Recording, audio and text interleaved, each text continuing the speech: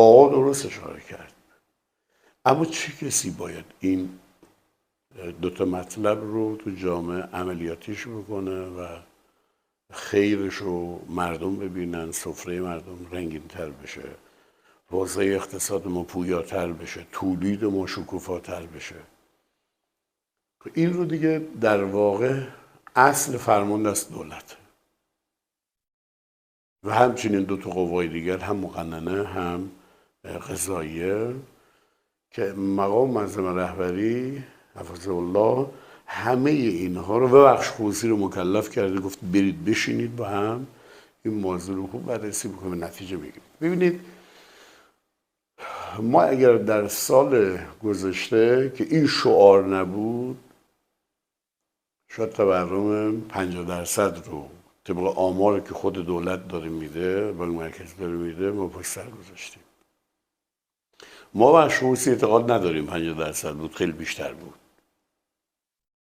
به دلیلی که ما مردمیم، تو کف بازاریم، میبینیم این رو با اون چی که در آمار داده میشه. بله اونا معتقدن که ما در جمع‌بندی به این نکته میرسیم و اون در جمع‌بندی اونه. خیلی خوب، ما فرض میکنیم همونه.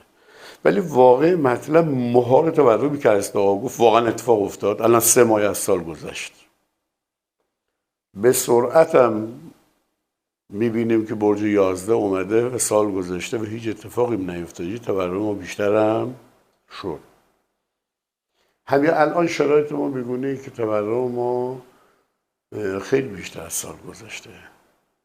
این رو نه من میگم، کف میدون داره میگه، کف بازار داره میگه، شرایط داره میگه، هزینه هایی که بر مردم سرباره داره میگه.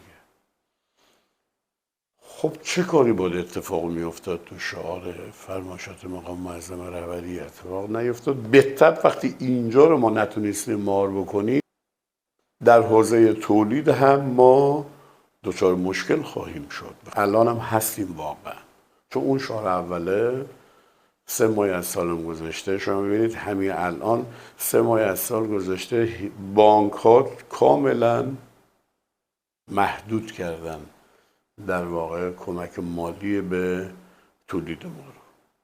هنوز دستورالعمل پرداخت وجود نداره. علت چیه؟ به نوعی اینها بانک ها رو در واقع پول پاشی رو برای، نه پول پاشی رو، تقویت حوزه تولید رو بستن و به نوعی فرض میکنن که مهار تورم کردن.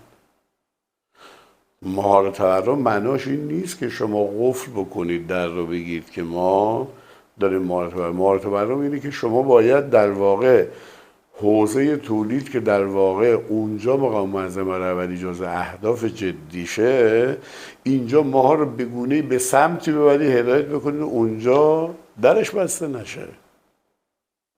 ما اونجا رو باید شکوفا بکنیم. شکوفایی اونجا میتونه مشکل رو حل بکنه. من فکر میکنم تو این بخش دولت خیلی داره تلاش میکنه. شاید منابع دولت بگونه است که تو تحریم قرار داریم نتونه، ولی به هر صورت قطعا مقام معظم رهبری میاد یک شعاری رو تعریف میکنه به عنوان شعار سال. خیلی از قضایی‌ها رو دیده که داره همچین فرمایشاتی رو مطرح میکنه، ولی بخش خصوصی تو این بخش با تمام وجود در کنار نظام حاکمیت، من نگم دولت، چون دولت یکی از ارکان نظامه، من فکر میکنم که تو این بخش دولت نتونسته هنوز اون چی که مقام معظم رهبری خواستشه انجام بده. شاید ما در شعار یا در گفتار درمانی به سمتی ببریم که مشکل ما حل شده است، ولی واقعی مطلب اینه که مشکل داریم. باید بپذیریم مشکل داریم و امیدواریم که همه ارکان نظام شعار مقام معظم رهبری رو در واقع با دل بپذیرن، این کلمه رو بگم، و برن واقعا دنبال حل مشکل. بیش از هر کسی اون 3 دستگاه و 3 قوای اصلی که مجریه، مقننه، قضاییه و یا بالعکس، اینها در واقع باید فرمایشات آقا رو، چون اینها هستن در واقع میتونن اون مشکل رو حل بکنن. ولی بخش خصوصی که همیشه در کنار، همیشه خودش رو به عنوان سرباز میدونه. طبق فرمان مقام معظم رهبری ایشون هم امسال فرمودن، گفتن که شما دولت سدیگریتون رو کم بکنید تو اون حوزه، اصلا با هدف این فرمایشات رو اشاره داشتن. چون اگر دولت بخواد با همین دست فرمونی که خودش در واقع تو حوزه اقتصادی دست به کار داشته باشه، معمولا اتفاقات بسیار بدی تو پشت کارهاش هست که نمیتونه واقعا هدفمند و بتونه به هدف برسه و مشکل حل بکنه. ما امیدوار به این هستیم که فرمایشات آقا محقق بشه، ولی به نظر میرسه که 3 ماه از سال تقریبا داره سپری میشه.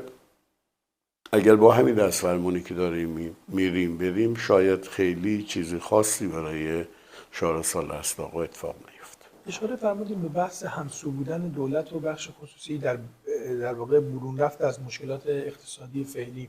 من میخوام یه مقداری در واقع سوالمون تخصصی تر بکنم. عده‌ای از منتقدین در واقع معتقد هستن که اتاق بازرگانی در واقع رفیق دولت نیست. این منتقدین بیشتر منتقدین هستن که با همسو با دولتن در زمانهایی که انتقاد میکنن از دولت و عمل کردش. آیا باید اتاق بازرگانی رو رقیب در واقع دولت دونست یا رفیقش؟ تحلیل جناب عالی در رابطه با این جمله یا در واقع یا این اظهار نظر چیست؟ ببینید، اولا اتاق بازرگانی به عنوان نماینده و یا در واقع بخش خصوصی، اتاق میگیم یعنی داره نمایندگی میکنه بخش خصوصی رو. اگر ما این رو رقیب دولت بدونیم، ولی ما رفیق حاکمیتیم، یعنی قانونگذار اومده اتاق بازرگانی رو دیده به عنوان مشاورین 3 قوا، قوه مجریه، قضاییه، مقننه.